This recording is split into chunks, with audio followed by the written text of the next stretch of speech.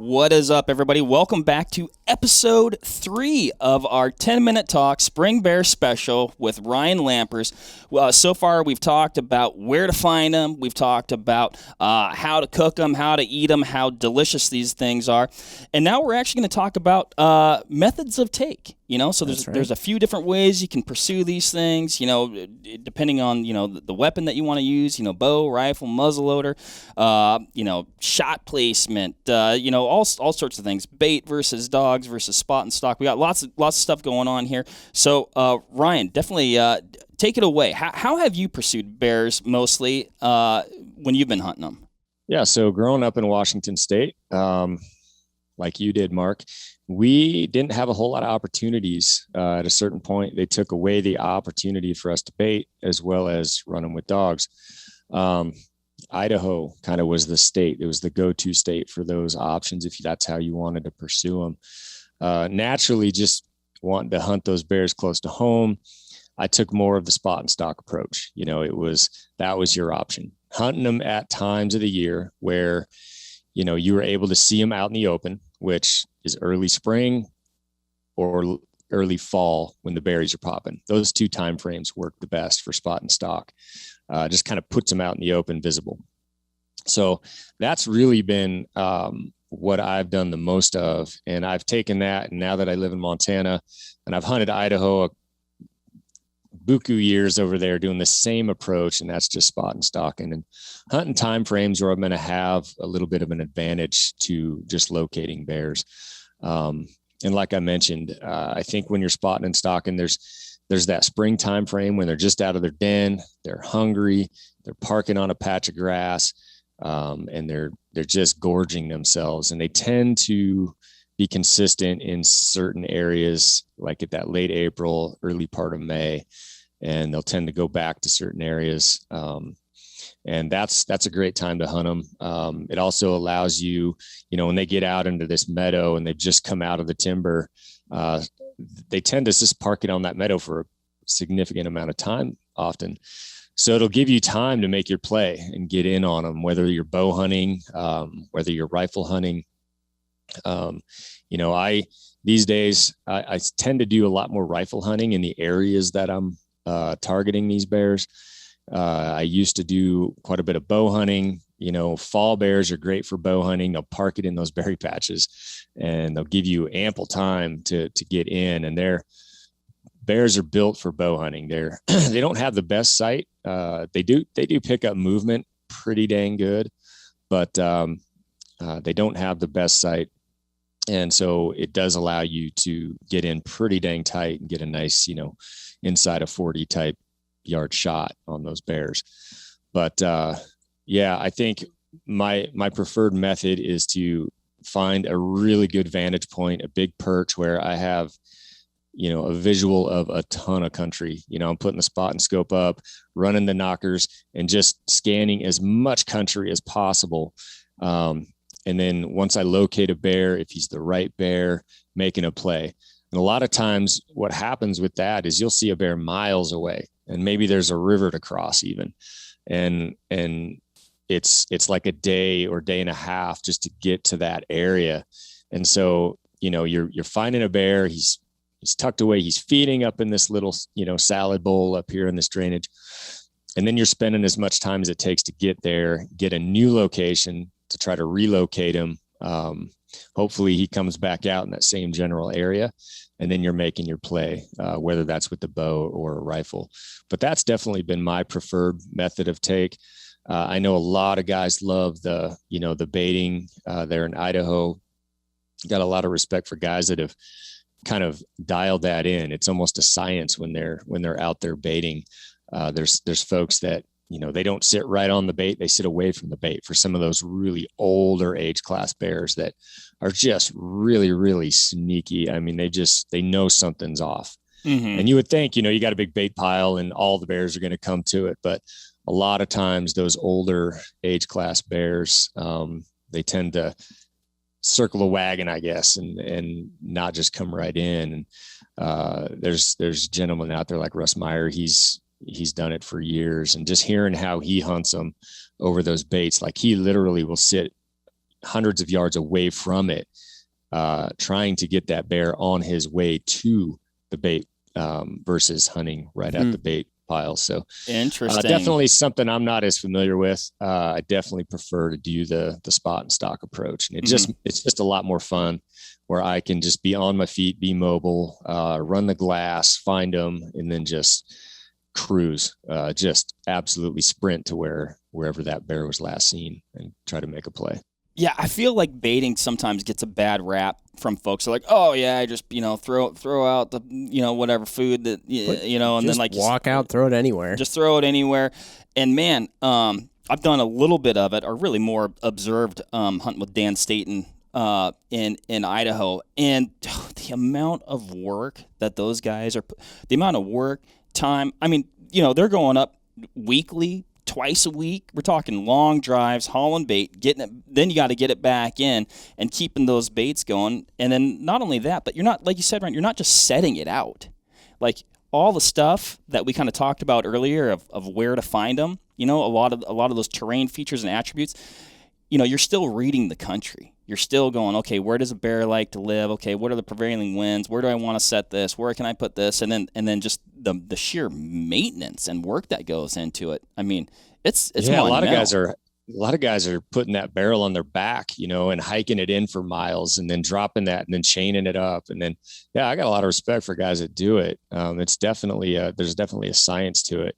I could see getting into it. And the cool thing about running them with dogs or running them with baits is you really get to have that up close visual to where you can decide, is this a bear that I want to take? Because let's face it, sometimes bears are hard to judge. And I think from a distance, it happens all the time. There's going to be bears that folks think are huge, big old giant boars. They get up to them and they realize it's a younger, bear. Whereas if you're baiting or running them with hounds, you really get that up close sight of them, and you can determine at that point, is this a bear I really want to take, or I just want to let him go and try to go for an older age class. So there's definitely pros to it.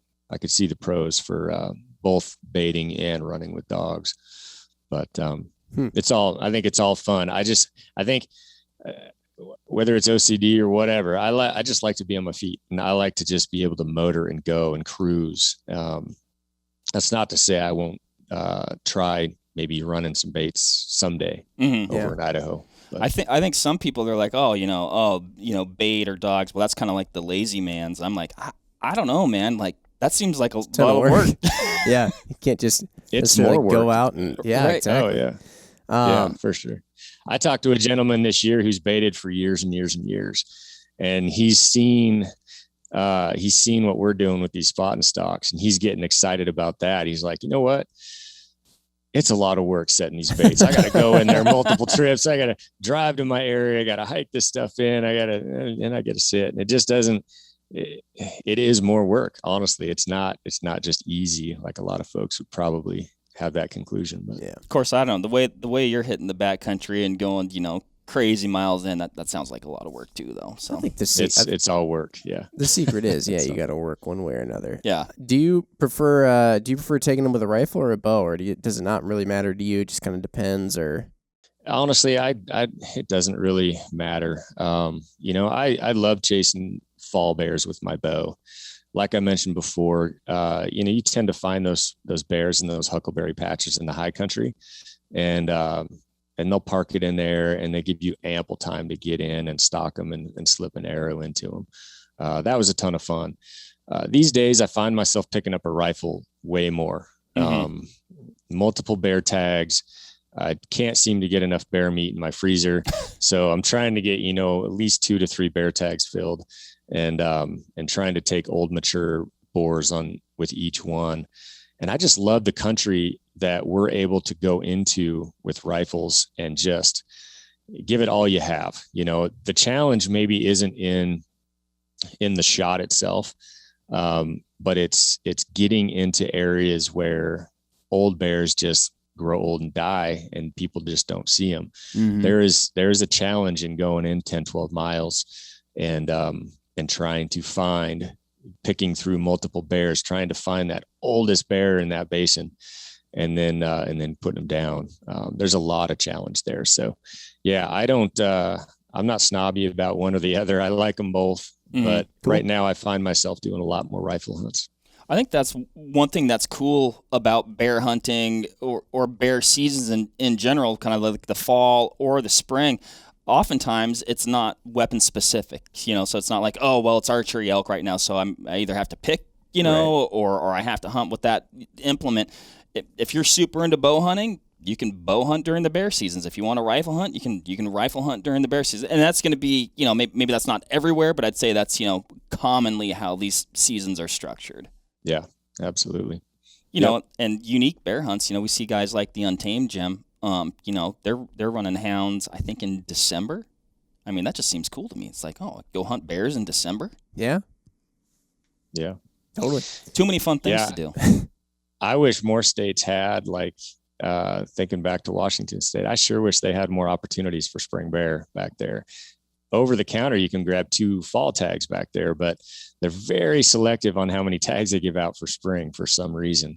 I feel like they could open that up a little bit and allow a lot more opportunities in the springtime, but we'll see. I don't know. There's something about those spring hunts, man. It is a lot of fun getting out there when, everything's just coming to life. The bears are hungry. Just a great time to be in the woods. For sure. You mentioned earlier, again, just right before we hopped on, you mentioned calling bears. What's that? I actually hadn't heard that before. Yeah. So, I think a good thing to have with every bear hunter that goes into the woods is have a call around your neck. I just run a simple little, I think it's a Primos or something, little call around my neck. It's just a distress call. And how I use that for, say, April, when there's no calves getting dropped yet, it's really difficult that I've found to call in bears when they're just out of the den. They need to get some grass in their belly. They got to get their system going before they're able to focus on meat. Yet that last week in May, or as soon as some calves start falling, some fawns start falling, bears will quickly turn in those winter areas.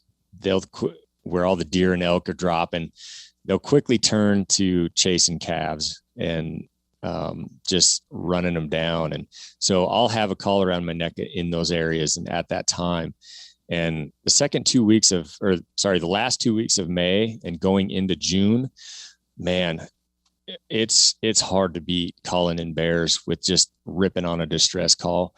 And they come a running sometimes, and sometimes they don't. Bears, as soon as you think you got them figured out, they do something crazy different, and they're very unpredictable. But I've had really good luck just ripping on a distress call, trying to put myself in an area where I got a good visual around me, because sometimes they can come in fast.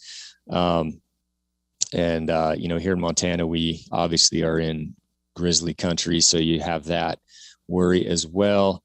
I can't say that I haven't called in grizzly country, because I have. I always regret it after I do, because bad things can happen, and those grizz are really tuned into that. So I use that call to a lot of times just stop a bear, turn him, get a better look. And then as you progress into the season more and you're getting closer to that rut, calves are dropping. Boy, that is a great time to try to pull those bears out of the timbers, and they just come ripping right in. Sometimes it's really fun. But I'd recommend doing it. Just make sure your head's on a swivel. Yeah. Head on a swivel, be careful. Maybe don't call in grizzly country, which is kind of getting harder and harder to do, it seems. It is. Yeah. It is. Yeah, for sure. But yeah, it's a ton of fun. And I know, there's some guys that do it back, in the thicker type country of Washington. So you get bears coming into tight quarters, ripping on those calls. But like I said, sometimes they'll come in extremely cautious. Sometimes they'll come in at a dead sprint. So, it's exciting, to say the least. That is very much so. Good stuff. I You love miss anything? I'm looking over my list right here, Jim, and I think we about covered it. All things considered, being an approximately 10-ish more than that, but minute talk. Yeah. Pretty good. What about shot placement? Should we talk about shot gosh. placement? Holy I can't believe we smokes. almost It's like we set it up for you. We got time. Let's talk about it. We could rip through that real quick. Absolutely. I feel like that's a question that gets brought up quite often with bears because, for folks, like I said before, a lot of new bear hunters coming on the scene. So for folks that have hunted whitetails or mule deer, elk their entire lives, it's a little bit different with a bear. Not a whole lot, but it is different. So I've noticed, I've had a lot of messages the last couple of years with these new guys coming in saying that they had bears get away. They shot them. They felt like it was a good shot. And I think bears get just kind of like a badass reputation. Like they're tougher than they actually are. More so because guys are putting not the best hits on these bears. Those shoulders on bears, the density of the bones on bears is pretty good. I mean, it's hard to punch through a shoulder on a bear. With a bow, you're not going to do it for sure. Even with the rifle, you're putting that bullet in a place where it's not going to be the most effective, and you may not find that bear. My opinion is you want 2 holes running through a bear, and you want to hit that broadside shot and try to double lung him if you can. That's going to give you the most opportunity for a blood trail, number one. Hopefully not a far blood trail. Bears with all the fat and all the hide or all the hair, it soaks blood up really quick. And with the inability to track them very well because of the nature of their paws, they don't leave imprints like a deer and an elk would. And if you've ever tracked a wounded deer and an elk, sometimes you just are down to the feet in the ground, the scuff marks, where you don't get that with bears very often. So my opinion is try to get that broadside shot. If you can, try not to put it too far forward. If you're shooting that front quarter, you have opportunity to hit a gap, hit a spot where you're not in the vitals. Bears' vitals tend to be back just a scotch from where, say, a whitetails are. So if you're putting that placement on a bow right on the crease of that shoulder, you may get a little bit far ahead of even the heart on that shot. So I'm always recommending think middle of middle and then bring it forward just a scotch, 3-4 inches, but middle of middle. If you kind of consider middle of middle, if you look at the body structure of a bear, middle of middle, and look how far those lungs go back. I mean, they're literally, when you break down a bear on the ground, those lungs will go back to almost that third to last rib on the rib cage. So they're back there quite a bit. And so I'd recommend middle of middle, forward just a scotch of that, and also center line, if not center line, a little bit above center line. The last thing you want to do is shoot too far below center line. You have opportunities to miss everything.